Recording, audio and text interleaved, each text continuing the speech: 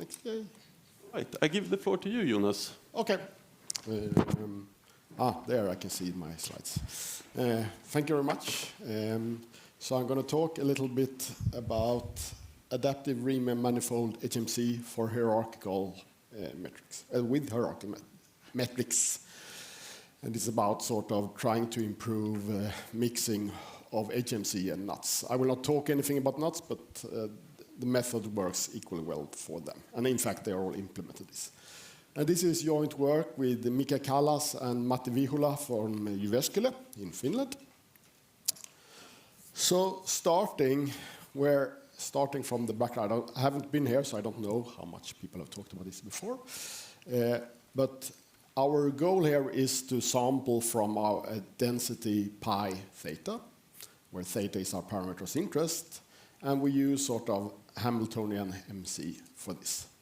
So what that implies is we generate the momentum in each iteration, and if we had an ideal HMC, we just draw a uniform sample along a path. You can see the path sort of in the right corner, at least for me. And what the path defines is that this energy H is constant along this path. Now, we have one tuning parameter to make our MCMC work better here if we have an ideal MCMC, and that is the M matrix here. And we'll come back to that. But of course, we are not in a setting that we have the ideal HMC ever, so we typically need some numerical approximation in order to make to get the sample. So the classical thing is we do some sort of leapfrog integration, which corresponds to that we discretize the path. So you see here on the right a discretization of the path instead. And to the left we have the algorithm that generates this.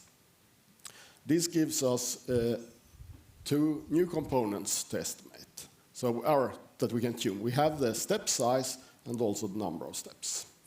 And due to the fact that we do we do this numerical integration, we need to do a Metropolis-Hastings step correction. And the problem I will study here is is intended especially for funnel problems. Now, this is the classical funnel problem from Niels. It's a toy example, but I think we very often see that in practice for hierarchical models, that somewhere along in our posterior distribution, there is a funnel. And this is something that HMC can, and all other MCMC methods, has a problem handling. So what it is that, if you're not familiar, is basically that we have two sets of parameters. We have V, which is a scalar, and controls the scale of X. So what you see is that, e to the power of V is the variance, so divided by 2 is the square root is the standard deviation of X. So you get this funnel, what you see on the left, that when V is very small, X varies very little, but when V is very big, X varies a lot. And this scaling can be problematic. You can sort of, for instance, think that if we take our discretization of HMC, at the end of the funnel, so when V is very small, we need to take a very small step. Whereas if we are at the top, we need to take very large steps.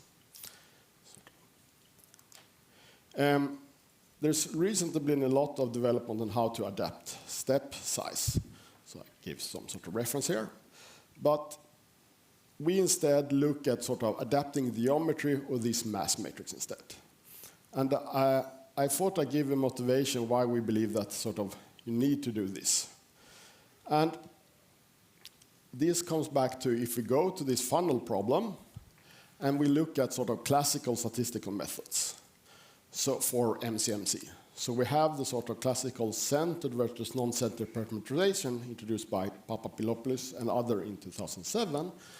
It's just a way to reparameterize your problem so your marginal distribution looks the same, but for your MCMC sampler, this matters a lot. We have already seen the centered parameterization, and we have also the likelihood form of this in the left box here. But you can also generate another parameterization, namely the non-centered. So you generate first your V, and you generate an independent X tilde, and then you construct the X by this direct equation. And then you get another likelihood because we changed or transformed x to x tilde instead. Thank you. If we then think about we have an ideal sampler and we think about how things works here in these methods, we have the equation h that is constant over each momentum. So we generate a p which gives us a kp. And then around that, this h is constant, so if we change in the trajectory, we change the kp, we equally change in the opposite direction u theta, which is the log likelihood. But at each iteration, we generate p from this distribution, so we know that 2 times kp, or this equation p, this k term, actually has a chi-square distribution, and it has an explicit variance, regardless of the m's. And that tells you that the energy is, or one thing you can use then is to think about k as how much each iteration of your HMC is moving. And ideally, you want to explore along the entire variability of u, so your target. So basically the variance of your log likelihood. So if k is very small and u is large, then we cannot expect our even ideal HMC to move very far along this, because it needs to explore the entire variation of the log likelihood, or hopefully at least most, but we take very small energy steps. And in fact, for our toy example, we can compute this funnel example, and we have that the variance of the non-centered is d plus 1, and the variance of the centered is d plus 1 plus d squared. So what that tells you is that, and d is, I should say, the dimension of x. So as the dimension of x grows, the ratio between the k and the u is constant for the non-centered, whereas for the centered, it has this d to y squared divided.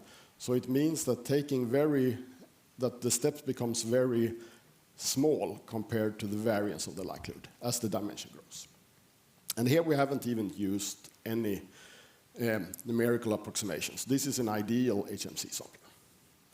So this sort of motivates that we can look at transformation to get better understanding of the system. And transformation in HMC is actually also just a transformation of the mass matrix. Because if we look at the two systems where we have the two systems here, so we have a top system has a diagonal mass matrix, and the other has another complicated mass matrix, but one is using the centered approach and one is using the non-centered. They are equivalent. So what that means that if I can generate a perfect sampling from either of them, they are the same system, so I get the same target distribution. So in some sense, transformation means that we can change the metric. Now, two challenges RHMC is that first thing is how should we choose then this mass matrix? And the second is that we're not, even if we could choose our ideal mass matrix, how do we make it work in practice? Because there's a lot of problems when doing this with an adaptive mass matrix. In particular, this leapfrog becomes very problematic and implicit. And of course, this is not a new problem. 2011 has these Riemann-Langevin Hamiltonian Monte Carlo methods that discuss exactly this. So what do we intend to solve first, the second problem? Well, what is the problem? Well, if I go to my leapfrog integrator, I cannot go into details because it's lack of time, but basically is that instead of doing an explicit, you need to solve an implicit system in each iteration. And what I marked here in red is that you need to solve a system here for each iteration. And that is first often very time-consuming, and also you need to solve all these sort of matrix systems that I've listed here to the right. And the third problem is also that we are no longer free to adapt epsilon as we want, because we need the system to have a solution, so epsilon needs to be sufficiently small to the system to be stable.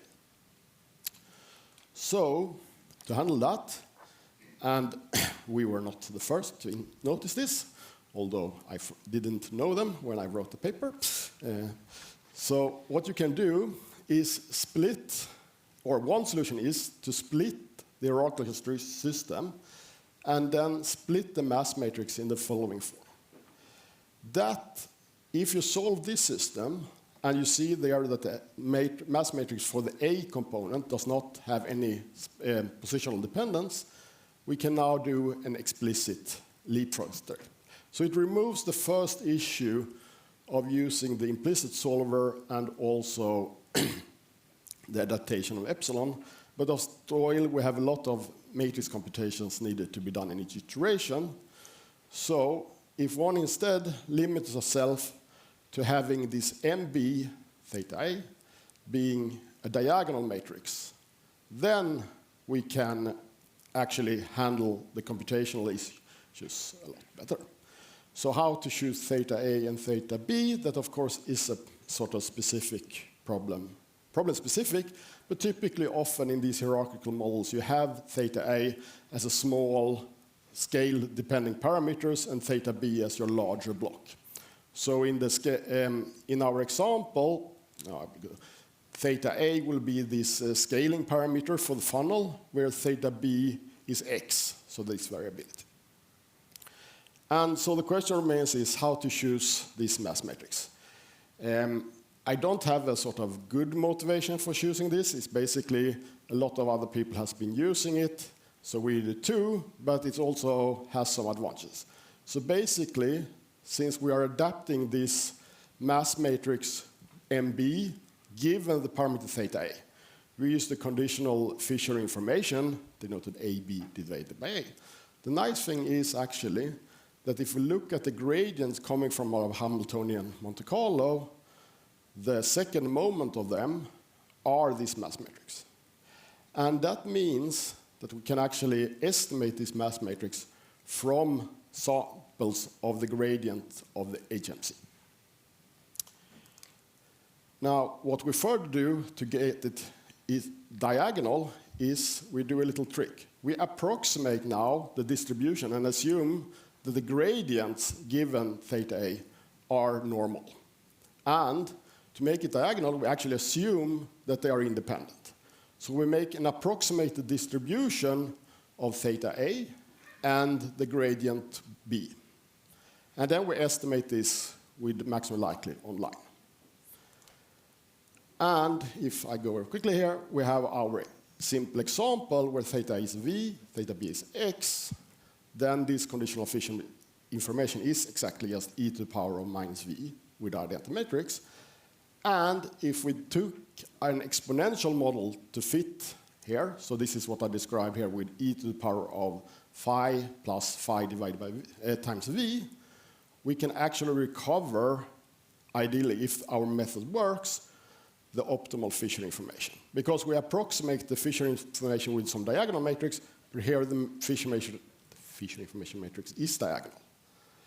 And if we look at our example where we do adaptive MCMC, we actually perfectly recover for each x, because we need to estimate for each x one set of parameters, we perfectly recover the oracle sampler. And of course, I wouldn't say present it otherwise if it doesn't do better than the regular methods. That's not so interesting. And I have 1 minute, so I will just go to a little bit more complex problem.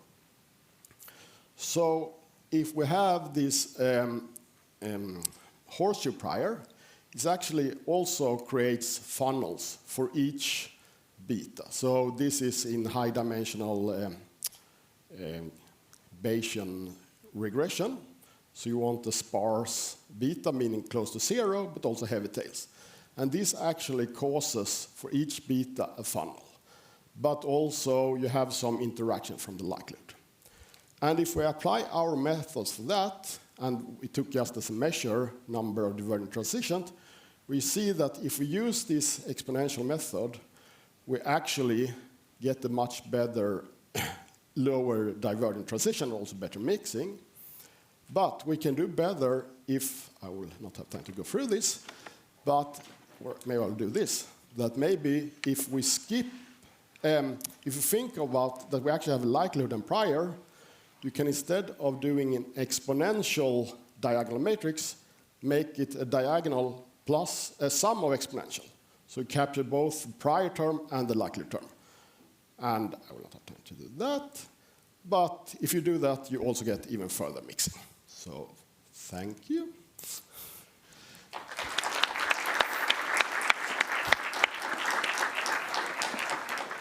Thank you, Jonas. So do we have any questions? Charles? Bit of a broad question regarding divergent transitions. Yeah. The question is, what is an acceptable number of divergent transitions? Oh. And I know that usually we think you should really aim for 0, but actually you can take a well-behaved model and just increase the number of iterations, and then eventually by chance hit a divergent transition. So I'm wondering if there's a... I don't know is the short answer, but I mean, and you're absolutely, but because it's a measure that your discretization doesn't work, right? So if you make a final discretization, it eventually will work, sure. But I do not know. I don't have a good answer to that question. Unfortunately, I wish I did. Okay, thank you. Fair enough.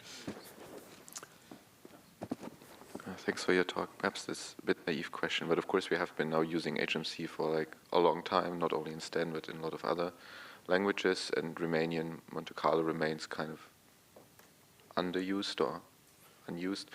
So the question is kind of what additional steps, perhaps in addition to what you do, would we need to do to make this like fully practical? So we would in practice prefer it, let's say, over HMC. Yeah, I mean, exactly. In my opinion, let's ignore that I don't know how to choose the mathematics perfectly, but it seems reasonable what people are doing. This is, I think, what is causing the issue why it's not practical. It's very hard to say that although it mixes better in practice, I mean, in theory, you need to go through all these steps. And, I mean, even adapting the epsilon, often you don't want to take very fine steps because it's good enough to take a large step. You're not even trying to find the perfect HMC. You're trying to mix it. I mean, all these steps, solving this mass inverse at each iteration, solving the system, is what makes it unpractically useful. That's why. So I don't think it's underused. I just think practically, if you don't simplify the assumptions, it's not useful. Okay, thanks. For most cases. All right, I think that was all questions. So then we give another applause, and then I welcome the second speaker.